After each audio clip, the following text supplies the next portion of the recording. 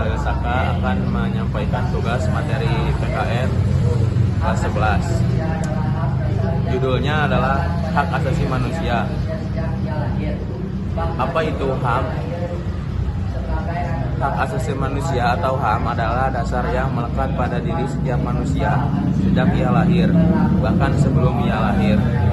Sebagai anugerah dari Tuhan Yang Maha Esa, hak ini bersifat universal, artinya berlaku untuk semua orang, dimanapun mereka berada, tanpa memandang suku, agama, ras, atau status sosial.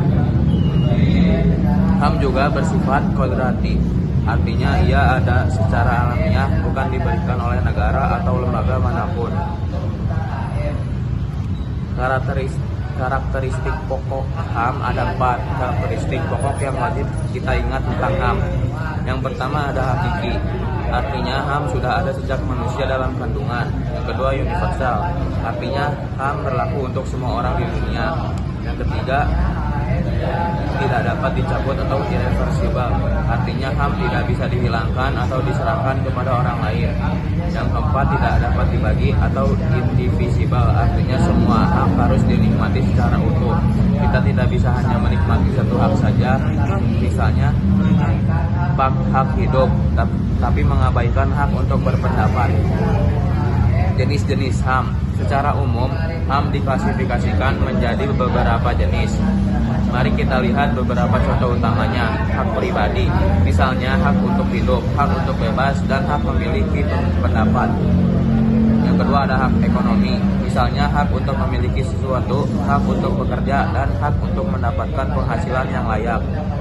Yang ketiga ada hak politik, misalnya hak untuk memilih dan dipilih dalam pemilihan umum, serta hak untuk mendirikan partai politik.